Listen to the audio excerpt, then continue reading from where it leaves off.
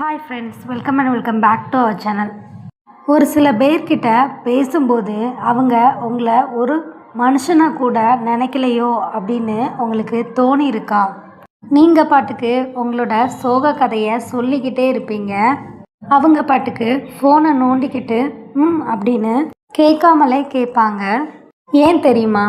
எப்போ பாரு இவ இப்படி தான் ஒப்பாரி வைப்பான்னு அவங்க முடிவு பண்ணிட்டாங்க. மற்றவங்களோட காலில் விழுந்து கெஞ்சாத குறையா அன்புக்காகவும் ஆறுதலுக்காகவும் நீங்கள் சுய மரியாதையை இழந்துக்கிட்டு இருக்கீங்க. உங்களோட வார்த்தைக்கு மற்றவங்க மரியாதை கொடுக்கணுமா? நீங்கள் வாயை திறந்தாலே உங்களை 4 பேர் உத்து கவனிக்கணுமா? அப்போ நான் சொல்ல போகிற விஷயத்த மட்டும் கடைபிடிச்சா உங்களோட மரியாதை யார் முன்னாலேயும் குறையாது. இந்த 10 விஷயத்தையும் ரொம்ப கவனமாக கேளுங்க. இந்த விஷயங்களெல்லாம் நீங்கள் கவனிக்காமல் விட்டுட்டிங்கன்னா உங்களோட வாழ்க்கையே மற்றவங்க கையில் பொம்மை மாதிரி ஆகிடும். ஸோ நம்ம சேனலை ஃபஸ்ட் டைம் பார்க்குறீங்க அப்படின்னா சப்ஸ்கிரைப் பண்ண மறந்துடாதீங்க. பெல் ஐக்கானை கிளிக் பண்ணி ஆளுன்ற சிம்பிளை ப்ரெஸ் பண்ணிக்கோங்க. அப்போ தான் நம்ம போடுற ஒவ்வொரு யூஸ்ஃபுல்லான வீடியோஸும் உங்களுக்கு இம்மிடியேட்டாக வந்து சேரும். இப்போ வாங்க வீடியோக்குள்ளே போயிடலாம். முதல்ல நாம் ஏன் இப்படி எல்லா விஷயத்தையும் கொட்டி தீர்க்கிறோம் அப்படின்னு புரிஞ்சுக்கணும். சின்ன வயசில் நம்மளோட மனசில் ஆறாத காயம் இருந்தால் அதை தேவையில்லாமல் எல்லார்கிட்டையும் கொட்டி தீர்க்கிற பழக்கம் வந்திருக்கலாம். அதாவது சரியாக தெரியாத ஆளுக்கிட்ட கூட உங்களை பற்றி எல்லாமே சொல்லிடுவீங்க. அதை சொன்னதுக்கப்புறம் ஐயோ ஏன்டா இவங்கக்கிட்ட நம்மளை பற்றி இவ்வளோ டீட்டெயில்ஸ் கொடுத்தோம் அப்படின்னு நம்மளோட மனசு இருந்து அடிச்சுக்கும். இல்லைனா உங்களை பற்றி நீங்களே ரொம்ப அசிங்கமாக கூட ஃபீல் பண்ணுவீங்க. அது மட்டும் இல்லாமல் சில சமயம் அதுவே உங்களை பெரிய ஆபத்தில் கொண்டு போய் விட்டுடும். இந்த பழக்கத்தெல்லாம் மாற்றுறது ரொம்ப கஷ்டம் அப்படின்றது உங்களுக்கே தெரியும். அது பாட்டுக்கு தானாக வந்துடும். ஆனால் நீங்கள் என்ன ஆனாலும் சரி ஒரு 10 விஷயங்களை யார்கிட்டையுமே ஷேர் பண்ணவே கூடாது. அதை பற்றி தான் நான் உங்களுக்கு இப்போ சொல்ல போகிறேன். இதெல்லாம் நல்லா மனசில் வச்சுக்கோங்க. நாம் ஏன் எல்லாத்தையும் கொட்டி தீர்க்கிறோம் அப்படின்ற ஃபஸ்ட்டு விஷயத்த நம்ம புரிஞ்சுக்கணும். ஏன்னா இதை புரிஞ்சுக்கிட்டாதான் அந்த பழைய காயத்துக்கு மருந்து போட முடியும். உங்களோட வாழ்க்கையை கூட உங்கள் கட்டுப்பாட்டுக்குள்ளே கொண்டு வர முடியும். முதல்ல நம்ம ஏன் இப்படி செய்கிறோம் அப்படின்னு நான் சொல்கிறேன், கேளுங்க. ஃபஸ்ட்டு எல்லாத்தையும் நீங்கள் சொல்கிறது முட்டாள்தனம் இல்லை அப்படி நினச்சி உங்களை நீங்களே திட்டாதீங்க. சின்ன வயசில் கஷ்டப்பட்டவங்களுக்கு மனசில் இருக்கிற பாரத்தை இறக்கி வைக்க இப்படி எல்லாத்தையும் பேசி தான் புரிய வைக்க முடியும் அப்படின்னு தோணும். அப்படி உங்களுக்கு மற்றவங்க கிட்ட வெளியில் ஓப்பனாக பேசி தான் அதை புரிய வைக்க முடியும் அப்படின்னு உங்களுக்கு தோன்றதுனால தான் நீங்கள் இப்படி நடந்துக்கிறீங்க. உதாசீனமும் கொடுமையும் நம்ம மனசையும் மூளையையும் சரியாக கூட வேலை செய்ய விடாது. அதனால் பழைய கஷ்டமான நினைவுகள் சும்மா ஒரு நினப்பா இல்லாமல் திரும்ப திரும்ப நடக்கிற மாதிரி ஒரு வழியை கொடுத்துக்கிட்டே இருக்கும். சில சமயம் நம்ம படுற கஷ்டம் சரிதான் அப்படின்னு மற்றவங்க சொல்ல மாட்டாங்களா அப்படின்னு கூட ஏங்குவோம். இல்லை நம்மளோட கட்டுப்பாடை விட்டு போகிற வாழ்க்கையை எப்படியாச்சும் கட்டுப்படுத்திடணும்னு துடிப்போம். அந்த பழைய காயங்கள் நம்ம உணர்ச்சிகளை அடக்கி வைக்கிற சக்தியை குறைச்சிரும். அதனால தான் கொஞ்சம் கூட யோசிக்காமல் வர்றதை எல்லாத்தையுமே படபடன்னு பேசிடுவோம். மனசுக்குள்ளே இருக்கிற வலியும் பதற்றமும் தாங்க முடியாதப்ப நம்மளை யாராவது புரிஞ்சுக்க மாட்டாங்களா அப்படின்ற ஏக்கத்தில் கண்ணில் படுற எல்லார்கிட்டையும் நம்மளோட கதையை சொல்ல ஆரம்பிச்சிருவோம். நம்மளுக்கும் அவங்களுக்கும் இருக்க வேண்டிய எல்லையை கூட இந்த இடத்துல மறந்துடுவோம். இது தப்பு இல்லை, ஆனால் இதனால் பிரச்சனை தான் வரும். பிரச்சனை என்னன்னா இப்படி எல்லாத்தையும் சொல்கிறதால மற்றவங்க உங்களை தப்பாக எடை போட ஆரம்பிச்சிடுவாங்க. இவளை நம்ப முடியாது, இவ ஒரு மாதிரி, எப்போ பாரு எதையாவது கேட்டுட்டே இருப்பா அப்படின்னு பேசுவாங்க. நீங்கள் ஒரு நல்ல உறவை உருவாக்கணும் அப்படின்னு நினைக்கிறீங்க. ஆனால் அது உங்களை அவங்க கிட்ட இருந்து தள்ளி போக ஆரம்பிச்சிடும். அந்த இடத்துல அவங்க உங்களே தள்ளி வைக்கிறதுக்கு நீங்களே ஒரு காரணம் ஆயிடுவீங்க. ஐயோ சொல்லாமல் இருந்திருக்கலாமோ அப்படின்னு நீங்கள் வெட்கப்பட்டு நின்ன தருணங்கள் உங்களுக்கு கண்டிப்பாக ஞாபகம் இருக்கும். உங்கள் மனக்காயங்கள் குறையிறப்போ இந்த பழக்கம் எல்லாமே தானாக குறைஞ்சிடும். ஆனால் அது வரைக்கும் ஒரு தற்காலிகமான வழி இருக்குது. இந்த விஷயங்களை யார்கிட்டையும் சொல்லாதீங்க. இது நீங்கள் உங்களை மறைச்சு வாழ்கிறது இல்லை, உங்கள் சுய மரியாதையை காப்பாற்றுறது. உங்களுக்குன்னு ஒரு சில எல்லைகளை நீங்களே உருவாக்கிக்கணும். இந்த எல்லைகள் தான் உங்களோட தன்மானத்தையும் பாதுகாப்பையும் உறவுகளில் உங்கள் பலத்தையும் காப்பாற்றும். 1.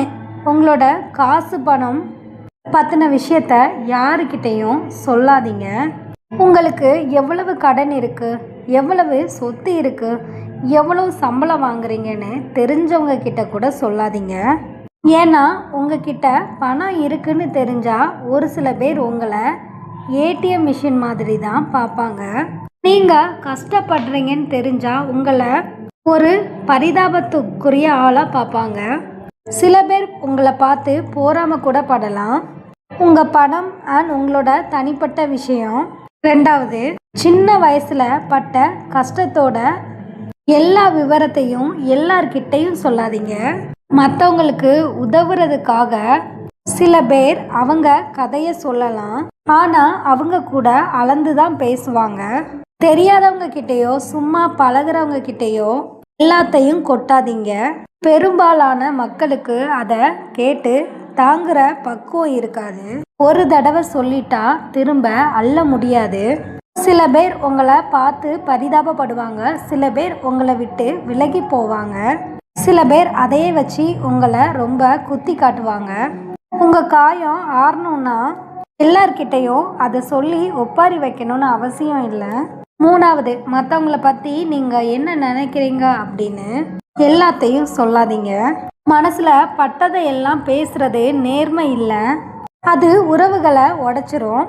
ஒருத்தர் உடை நல்லா இல்லையோ, அவங்க செய்கிறது உங்களுக்கு பிடிக்கலையோ, அதையெல்லாம் மனசுக்குள்ளே வச்சுக்கிறது தான் புத்திசாலித்தனம்.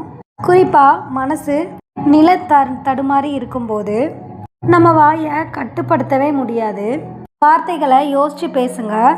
உறவுகளை வளர்த்துக்கிறதுக்காக பேசுங்க, அழிக்கிறதுக்காக இல்லை. 4. உங்கள் ரகசிய பாஸ்வேர்டை யார்கிட்டையும் ஷேர் பண்ணாதீங்க. Phone password, bank account details and ATM PIN இதெல்லாம் யாருக்கும் கொடுக்காதீங்க. பல காயங்கள் இருக்கிற நாம் சில டயத்தில் நெருக்கத்தையும் எல்லாத்தையும் ஒருத்தர்கிட்ட ஒப்படைக்கிறத குழப்பிக்கிறோம். உங்களோட ரகசியத்தை கொடுக்கறதுனால நம்பிக்கை வராது. ஒருத்தரோட எல்லையை மதிக்கிறது தான் உண்மையான நம்பிக்கை. 5. விஷயம், நீங்கள் செஞ்ச எல்லா தவறுகளையும் சொல்லாதீங்க. நேர்மையாக இருக்கிறதுக்கும் நம்மளை நாமளே அசிங்கப்படுத்துகிறதுக்கும் வித்தியாசம் இருக்குது. நீங்கள் செஞ்ச எல்லா தப்பையும் மற்றவங்க கிட்ட ஒப்புதல் வாக்குமூலம் கொடுக்கணும் அப்படின்னு அவசியம் இல்லை.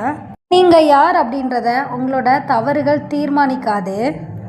இனிமேல் நீங்கள் எப்படி இருக்க போகிறீங்க அப்படின்றது தான் முக்கியம்.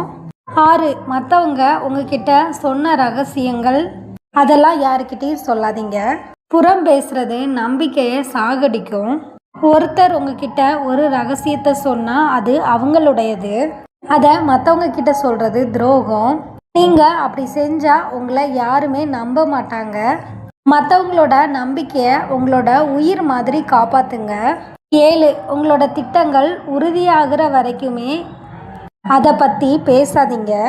ஒரு புது வேலைக்கு போகிறதா இருந்தாலும் சரி, நீங்கள் புதுசாக ஏதாவது ஆரம்பிக்கிறதா இருந்தாலும் சரி, அது நல்லபடியாக நடக்கிற வரைக்குமே அமைதியாக இருங்க. எல்லாருமே உங்களை ஆதரிக்க மாட்டாங்க. சில பேர் உங்களை ஊக்கப்படுத்தாமல் தடுப்பாங்க. சில பேர் அவங்களோட பயத்தை கூட உங்கள் மேலே திணிப்பாங்க. சில பேர் உங்களோட வளர்ச்சியை பார்த்து பொறாமைப்படுவாங்க. உங்களை உண்மையாகவே உற்சாகப்படுத்துகிறவங்க கிட்ட மட்டும் உங்கள் கனவுகளை பற்றி பேசுங்க. 8. உங்களோட லவ் அண்ட் மேரேஜ் லைஃப்பில் உள்ள எல்லா விஷயங்களையும் எல்லார்கிட்டையும் ஷேர் பண்ணாதீங்க. ஹஸ்பண்ட் அண்ட் ஒய்ஃப்குள்ளே வர சண்டை, ரகசியங்கள், நெருக்கமான விஷயங்கள் இதை எல்லாமே ஃப்ரெண்ட்ஸ் கிட்ட கொட்டாதீங்க. அது ஒரு விதமான ஆறுதல் மாதிரி தெரியலாம், ஆனால் அது உங்களோட துணையையும் உறவையும் கேவலப்படுத்துகிற மாதிரி ஆகிடும். உங்கள் உறவுகளோட தனிப்பட்ட விஷயத்த ஒரு மெழுகுவர்த்தி மாதிரி பத்திரமா பாதுகாக்க வேண்டியது உங்களோட கடமை. சும்மா நேரத்தை ஓட்டுறதுக்காக எதையாச்சும் பேசாதீங்க. இதுதான் 9வதான ஒரு விஷயம். சில சமயம் 2 பேரும் அமைதியாக இருக்கிறது ஒரு பதட்டத்தை கொடுக்கும். அந்த அமைதியை உடைக்கிறதுக்காக இல்லாத எல்லா விஷயத்தையும் உளறிடுவோம். அதுக்கப்புறம் ஃபீல் பண்ணுவோம் அமைதிக்கு ஒரு பெரிய சக்தி இருக்குது. அமைதியாக இருக்கும்போது ஒரு உறவை பலப்படுத்த முடியும். அந்த அமைதியை நீங்கள் ஏற்றுக்கிட பழகிட்டீங்கன்னா உங்கள் சக்தி வீணாகாது. மற்றவங்களும் உங்களை மதிக்க ஆரம்பிப்பாங்க. இப்போ இந்த வீடியோவோட லாஸ்ட் பாயிண்ட் 10வது விஷயம். இதை ரொம்ப கவனமாக கேளுங்க. உங்களோட மிகப்பெரிய பயம் மற்றும் பலவீனத்தை பற்றி யார்கிட்டையும் ஷேர் பண்ணாதீங்க. இதுதான் நிறைய பேர் அவங்க லைஃப்பில் பண்ணிக்கிட்டு இருக்கிற தப்பு. ஒரு சில பேர் தெரியாமல் செய்கிறாங்க, ஒரு சில பேர் தெரிஞ்சும் கூட அதை மாற்றிக்க முடியாமல் செஞ்சிட்ருக்காங்க. ஸோ உங்களோட பலவீனம் அண்ட் பயம் இது 2யுமே யார்கிட்டையும் சொல்லாதீங்க. எக்ஸாம்பிளுக்கு, எனக்கு தனிமைனா பயம் அப்படின்னும் யாராவது சத்தமாக பேசுனா நான் அழுதுருவேனோ சொல்லாதீங்க. ஏன்னா உங்களோட எதிரியாக மாற இருக்கிற ஒருத்தருக்கு உங்களை எப்படி காயப்படுத்தணும்னு நீங்களே ஆயுதத்தை எடுத்து கொடுக்குற மாதிரி இருக்கும். உலகத்தில் எல்லாருமே நல்லவங்க கிடையாது. நாளைக்கு அவங்களே உங்களை தாக்க நினச்சா நீங்கள் சொன்ன உங்களோட பலவீனத்தை வச்சு தான் உங்களை அடிப்பாங்க. ஸோ உங்களோட பலமும் உங்களுக்குள்ளே தான் இருக்கணும், உங்களோட பலவீனமும் உங்களுக்குள்ளே தான் இருக்கணும். அண்ட் உங்களோட பயத்தை பற்றி மட்டும் யாருமே தெரிஞ்சுக்கிற மாதிரி வச்சுக்காதீங்க. நான் சொல்கிற இந்த விஷயங்களை யார்கிட்டையும் சொல்லாதீங்க அப்படின்றது உங்களை மறைச்சு வாழ்கிறதுக்காக இல்லை. உங்கள் வாழ்க்கையில் எது விலை மதிப்பு இல்லாததோ, அதாவது உங்களோட தனிப்பட்ட விஷயங்கள், உங்களோட தன்மானம், உங்களோட உறவுகள், உங்கள் கனவுகள், இதை எல்லாத்தையுமே பாதுகாத்துக்கிறதுக்காக தான். எல்லாத்துக்கும் உங்களோட மனசுக்குள்ளே இடம் கொடுக்காதீங்க. அந்த இடத்த அவங்க சம்பாதிக்கணும். எல்லாத்தையும் கொட்டி தீக்கிறதுனால அன்பு கிடைச்சிடாது. அது ஒரு போலியான நெருக்கம்தான். உண்மையான அன்புக்கும் நட்புக்கும் எல்லைகள் அப்படின்றது ரொம்ப முக்கியம். நல்லா ஞாபகம் வச்சுக்கோங்க. உங்கள் வாழ்க்கை ஒன்றும் திறந்த புத்தகம் கிடையாது. ரோட்டில் போகிறவங்கலாம் அதை படிச்சுட்டு போக அனுமதிக்காதீங்க. சில பக்கங்கள் மட்டுமாவது ரகசியமாக இருந்தால் தான் அந்த புக்ஸுக்கு மதிப்பு அதிகம். இவ்வளோ நேரம் நான் சொன்ன எல்லா விஷயத்துலையும் ஏதாவது ஒரு விஷயத்தில் உங்களோட மனசு ஆமான்னு சொல்லியிருக்கோம். அப்படி உங்கள் மனசுக்கு நெருக்கமாக இருந்த விஷயத்த மறக்காமல் கமெண்ட் பாக்ஸில் கமெண்ட் பண்ணுங்கள். ஸோ இந்த வீடியோ பல பேருக்கு பயனுள்ளதாக இருக்கும் அப்படின்னு நீங்கள் நினச்சா மற்றவங்களுக்கும் ஷேர் பண்ணுங்கள். தேங்க்யூ.